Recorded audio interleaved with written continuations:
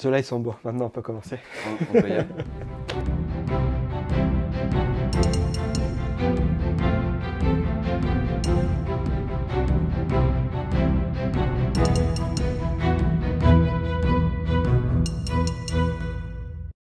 Bonjour. Bienvenue chez Invest Collect. Aujourd'hui, c'est la vidéo de mise au point. 3 points importants, majeurs dans cette vidéo. On commence par l'actu Invest Collect. Oui. C'est le plus important pour nous. Donc, on commence par nous. Oui. L'actu Pokémon. Il y a beaucoup de remue-ménage en ce moment sur Pokémon. Qu'est-ce qui se passe? Où, qui, quoi? Qui a fait que? On a plein de choses à vous dire. Petite chose croustillante. La troisième et dernière chose dont on veut vous parler, c'est bien entendu le giveaway des 200 000 abonnés. C'est quoi ça? Mais ça, c'est le giveaway des 200 000 abonnés. Ah, mais j'ai pas le droit de le montrer. Non, pas encore. Donc, Romain, on commence tout de suite. Actu Invest Collect, qu'est-ce qui se passe pour nous en ce moment? C'est la merde. C'est pas la merde. C'est juste que il y a beaucoup de choses qui arrivent en ce moment. Là, il y a la nouvelle extension de Magic qui sort. Modern Horizon 2. Magic the Gathering. Je reprends le relais, je reprends le flambeau vu que c'est mon bébé. Ensuite, il y a Reine de glace. Ouais. Donc beaucoup de remue-ménage. Hein. Il y a déjà plein de personnes qui se font annuler leur préco parce que les fournisseurs n'arrivent pas à suivre. Pour le moment, on touche du bois. Nous, ça devrait arriver. On n'a pas toutes les infos, donc on communique pas là-dessus, mais on communiquera bientôt. Peut-être qu'on aura communiqué. Waouh. Communicate. Peut-être qu'on communiquera. Ouais. Avant que la vidéo sorte. Ce serait incroyable, mais ouais. On va avoir une semaine chargée pour préparer toutes vos précommandes parce que là c'est un truc de fou. On a beaucoup de stuff qui arrive. Donc du coup, ça nous demande une mobilisation extrême parce que vous savez que quand on reçoit par exemple du Magic, on ouvre, on sleeve. Double sleeve. Titan, double sleeve, perfect et gros sleeve. Donc c'est un travail de titan. Donc si on est là-dessus, on ne peut pas être ailleurs. Donc on a décidé. On va réduire un petit peu le listing toutes les semaines. Ça, voilà, on va rester sur le mois de juin jusqu'au listing le vendredi soir à 17h, mais on réduit. On met quelques items. On a fait un test cette semaine, on a mis quelques items, tout est parti en une demi-heure. Donc voilà, ça c'est aussi un petit point. C'est-à-dire qu'on n'arrive pas à lister quelque chose sans qu'il soit parti dans la demi-heure. Donc il y a beaucoup de personnes qui sont déçues. Donc on va changer un petit peu le système. Et à partir du mois de juillet, quand ça sera un peu plus calme, parce que du coup, vous l'avez vu sur le vlog, on a rentré plein de choses. Donc il faut qu'on trie tout ça, il faut qu'on vous le liste. Au mois de juillet, on va splitter le listing le mardi et le mercredi. Pour pas désavantager certaines personnes, il y aura plus de listing à heure fixe. Parce que ce qui se passe, c'est le site, à moins 10, il est mort.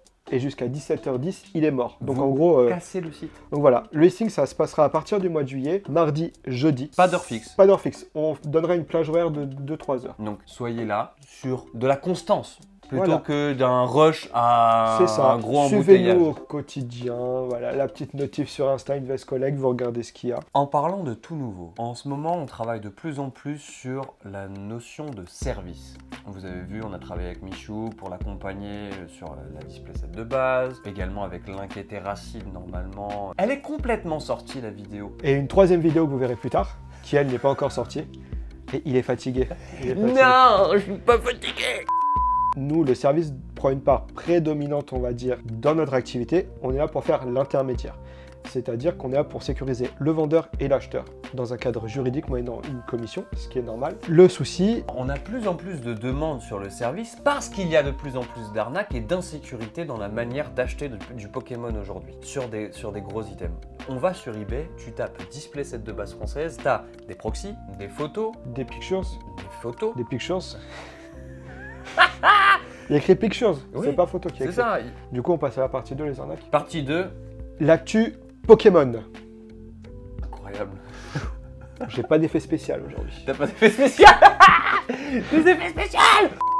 On va commencer par quelque chose qui a fait du bruit, du foin, Les arnaques. Non, avant. Oh si, on va commencer par les arnaques, on finira par le plus croustillant. Ouais.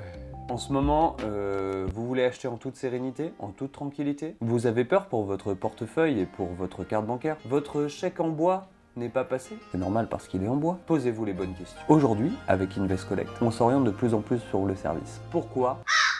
Parce que c'est un foutoir sans nom. Bah, qui dit explosion de Pokémon, les prix qui explosent, dit recrudescence des arnaques. Donc faites très attention.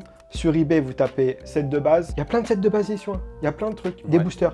mais dans le titre, vous avez écrit Pictures. Et du coup, on a de plus en plus de demandes de personnes qui nous demandent si c'est legit ou pas.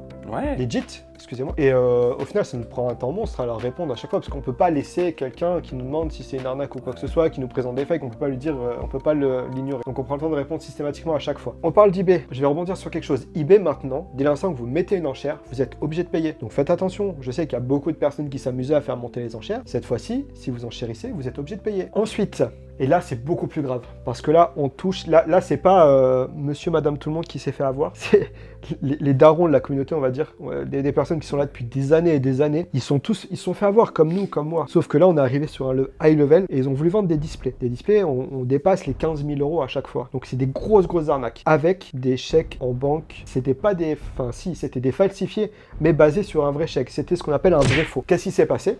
C'est ce qu'on appelle l'arnaque à 3. Le vendeur, il est là, il est dispo. Donc l'acheteur qui est juste là contacte le vendeur pour lui dire « Moi, j'achète ta display, pas de souci. Je te fais un chèque en banque, je t'envoie une photo la veille et ainsi de suite. Et ça va être un de mes amis, mon beau-frère, qui va venir parce que moi, je suis pas de la région ou je sais pas quoi, enfin grossièrement. Je pourrais pas venir, je pourrais pas me déplacer. Sauf que pour avoir son chèque, son chèque de banque qui montre à l'acheteur, il y a eu une personne tierce qui, lui, n'a strictement rien à voir et qui se fait avoir aussi dans l'histoire. En général, c'était une voiture, puisque ça se fait beaucoup. Donc, c'est un acheteur qui veut acheter une voiture Audi acheteur du Pokémon, faut suivre, et qui lui envoie une photo d'un chèque en bois, pas un chèque en bois, un chèque de banque. Et donc le chèque de banque, il est bon, il est réel puisque lui, il l'a fait pour acheter une voiture. Pour acheter la voiture. Sauf que lors du rendez-vous, le vendeur de voiture ne se présente pas. Du coup, l'acheteur de la voiture se retrouve avec son chèque de banque et va à la banque pour l'annuler. Ouais.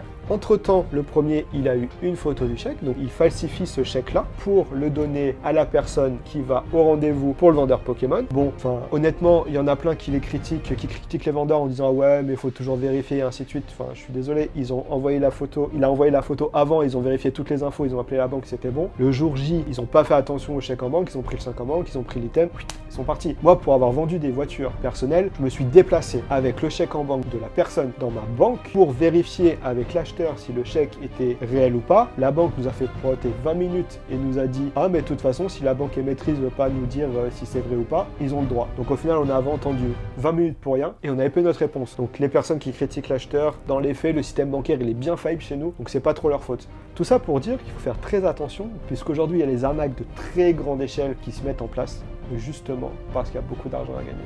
Non mais là tu viens de me fumer là. C'est arrivé 2 fois en une semaine d'intervalle. Sur des sommes à plus de 10K. Sur des sommes à plus de 15K.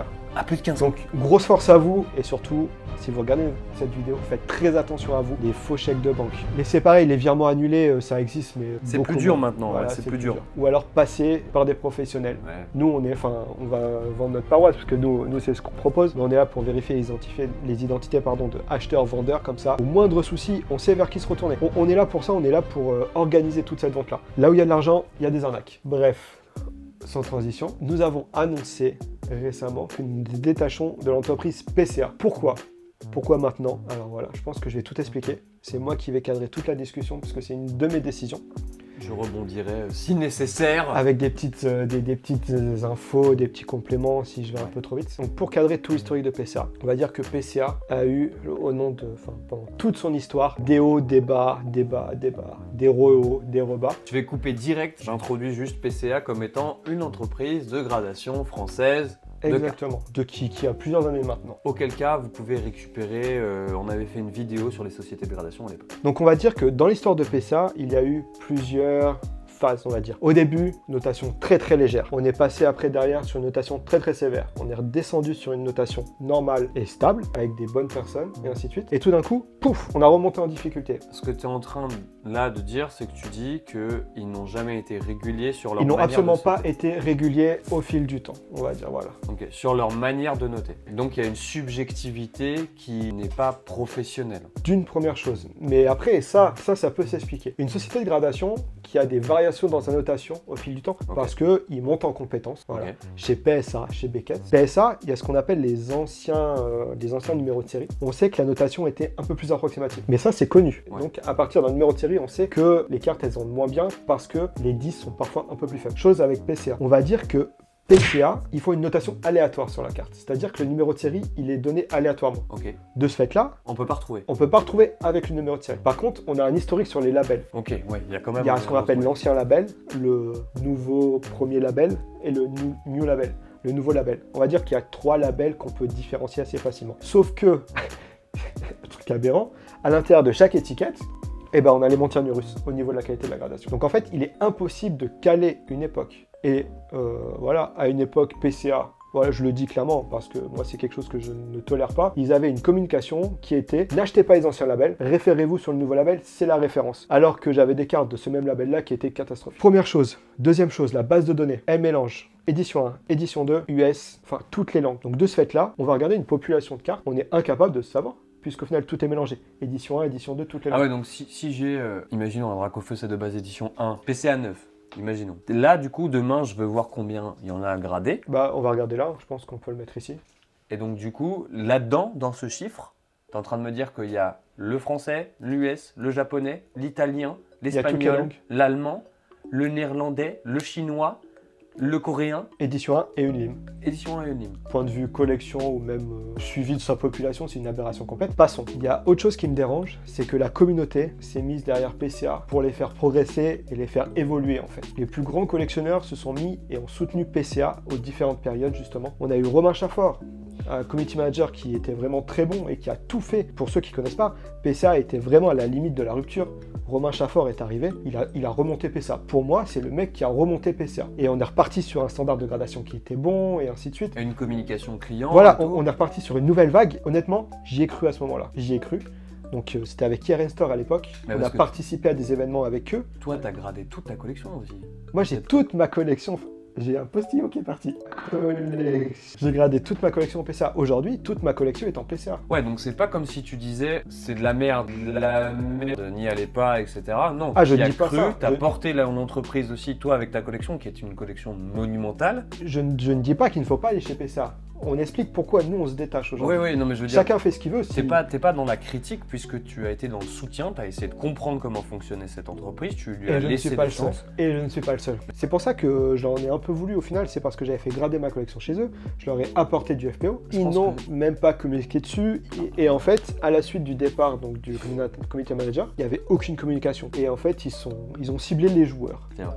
Mais en final, c'est le plus gros doigt d'honneur qu'ils ont fait à la communauté Pokémon. Ils leur ont fait un gros doigt d'honneur. Ils leur ont dit, les collectionneurs, ça fait des années que vous nous faites des remarques et ainsi de suite, mais on s'en bat les couilles de vous. Nous, ce qu'on veut faire, on veut faire du chiffre. Donc voilà, à partir de ce moment-là, PCA a pris sa position. En off, moi, j'ai arrêté d'envoyer des cartes chez eux. Et donc, ça date déjà d'il y a quelques mois. Ils ne respectaient absolument pas les collectionneurs parce que, de cette époque-là, des collectionneurs très proches et très gros collectionneurs recevaient leurs cartes complètement abîmées. C'est-à-dire que la notation était sur du 9, 9,5. La carte a été pliée en deux, en fait. Il est bend à mort pour que ça rentre dans le case. Ça, c'est une info. Elle est vraie. Ça sera démenti par PCA, mais l'info, elle est vraie. Et ça, c'est moi qui le dis. C'est ma responsabilité, c'est moi qui le dis. Les cartes, il est bend parce que leur case, il est pas bon. Du coup, c'est pour ça qu'à une époque... Mais tu rigoles, mais au bout d'un moment, tu vois, faut dire les choses. Hein. Oui, ce qui s'est passé, c'est que elles étaient notées, et le gars qui encapsulait, c'était un gros sagouin, j'ai pas peur de dire les mots, et du coup, on plie bien les cartes, et après, elles étaient niquées au milieu. Donc quand on envoie, parce que des personnes qui les ont envoyées, un Latios Star qui était 9 ou 9,5, et que derrière, il y a un gros pet, parce que le gars qui a encapsulé, c'est un gros sagouin, voilà, ça commençait à me broter. Ou un Tortank, qui est revenu 9, alors qu'elle a été pliée en deux, la carte. Bref. En parlant de cartes pliées, il y a justement eu un événement récemment sur les groupes Facebook avec une personne qui a envoyé les 3 oiseaux légendaires, donc Articotin, Sulfura et Lector, en promo Black Star, qui était scellé justement. Donc lui, il a tout bien regardé ses cartes et il a vu que de la print line. Donc il a fait un poste de réception. Et il s'avère que les cartes ont eu 7 et 8. Sortant de blister, on va dire avoir du 7 et du 8, c'est une aberration complète. Fort de ce constat, cela nous montre bien que PCA déjà de base note l'ancien comme si c'était du récent, ne prenant aucunement en compte les défauts d'origine. Mais si avec ça, on voit clairement sur ces photos de réception que les cartes elles sont pliées, mais c'est impensable, elles sont pliées à l'avant, elles sont pliées à l'arrière, c'est une aberration complète. Donc admettons, allez, on va partir du principe que la personne qui a envoyé ces cartes là chez PCA n'avait pas vu que les cartes étaient pliées. Mais de toute manière, quand on regarde le standard de notation et de ce qu'on peut constater, une carte qui est pliée comme ça, je suis désolé, mais jamais de la vie ça a 7 ou 8. Ça c'est juste impossible, ça c'est une carte maximum 6. Et encore, je pense que je suis gentil. Pour moi, ça veut dire plusieurs choses. Ça c'est mon analyse personnelle, hein. Ça n'engage que moi. Mais les cartes n'étaient pas pliées à l'envoi, et du coup, PCA a noté comme si c'était du récent et a massacré la notation en mettant des 7 et des 8. Et qu'ensuite, les cartes ont été pliées, ce qui explique pourquoi une carte pliée est du 7 ou du 8. Donc c'est vraiment cet événement-là qui m'a fait dire stop. On s'arrête, voilà, c'est une aberration complète. Au bout d'un moment, faut arrêter de prendre les gens pour des idiots et nous on prend position. Mais continuons la vidéo. Et donc, Qu'est-ce que tu fais, Romain? il me rhabille. Et donc, qu'est-ce qui s'est passé? Il y avait l'ouverture du FPO qui arrivait. Ouais. Donc moi, je me suis dit, voilà, enfin, on retire tout ce qu'il y a de PCA. D'ailleurs, nos amis les haters et nos amis théoristes du complot qui disaient que on pétait PCA parce qu'on allait créer notre société de gradation, c'est faux. Qui disaient que PCA... La flemme. Ouais, c'est trop de boulot. Ouais, la flemme. Qui disait que justement les gros collectionneurs allaient se rassembler pour monter une société, c'est pour ça qu'on défonçait PCA. C'est faux. Et troisièmement, si vous savez l'argent que je perds, que l'on perd sur Invest Collect avec cette décision, et l'argent... C'est une décision de merde, hein. Moi je lui dis, mais c'est une décision de et merde. l'argent que je perds à titre personnel sur ma collection... Mais toi, personnellement, ça se compte en dizaines et dizaines des de milliers dizaines. d'euros. Ça se compte en dizaines de milliers d'euros. Mais oui. Sauf qu'aujourd'hui, enfin, voilà, on essaie de se placer et d'être le plus impartial possible et de proposer de la qualité. Donc il faut prendre des choix. Donc si vous aviez tout ça en considération, je pense que vous ne taperez pas trop dessus. Petite parenthèse fermée. Du coup, on va ouvrir le FPO. Mais moi, je me suis dit, Plus rien. étant donné que voilà, on se détache d'eux, il est hors de question.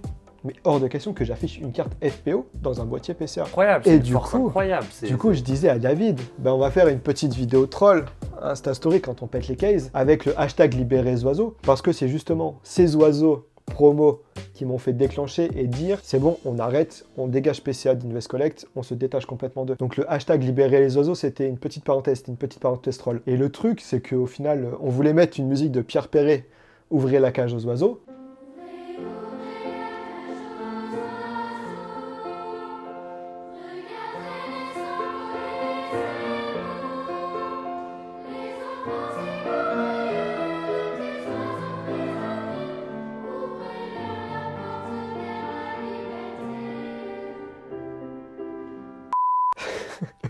qui paraît somme toute cohérente avec le hashtag. Avec le hashtag. Et on est tombé sur... Bon, on a été repris, voilà. On a été repris, ça a tourné, etc. Moi, ça ne me pose aucun problème. Au contraire, parce que je trouve que... Donc on s'en est amusé. On s'en est amusé et je trouve que, tu vois, on prend une décision à un instant T, une décision qui est difficile, qui est contre-productive, contre-lucrative. Hein, c'est la pire décision pour une entreprise de faire ça. Mais quand je vois à quel point les collectionneurs et la communauté suit ce mouvement de libération de ces petits oiseaux, je me dis qu'il était temps que quelqu'un mette les pieds dans le plat et dise stop à cette flagornerie. Dernier point. Un peu plus gai et qui va vous redonner le sourire parce que là on vous a assommé d'informations. Et on reprend du peps, on reprend du poil de la bête. Romain, c'est le giveaway des 200 000 abonnés. J'étais énervé, je suis maintenant heureux. Vous l'entendez à ton de ma voix qui est vraiment 10. Petit concours sur Instagram pour gagner ces petits pébecs, à peu près 1000 balles de cartes. Il y aura 2 gagnants. Comme d'habitude, on va faire un post. Il faut commenter en taguant ton pote. Ça c'est toi, ça c'est le pote que tu vas tag. Ça c'est toi, ça c'est le pote que tu vas tag. Donc tu commentes, tu tags, tu partages en story en nous mentionnant dessus. Et bien sûr, tu likes et tu t'abonnes. Donc voilà, pour vous remercier encore une fois d'avoir dépassé les 200 000. Oui. Un petit cadeau. Et à chaque grosse étape, on vous fera gagner des choses. On fait le tirage au sort le 1er juillet. C'est un jeudi, je crois. C'était Invest Collect. À la semaine prochaine. Enfin, non, à dimanche. Attends, on la refait. À la prochaine.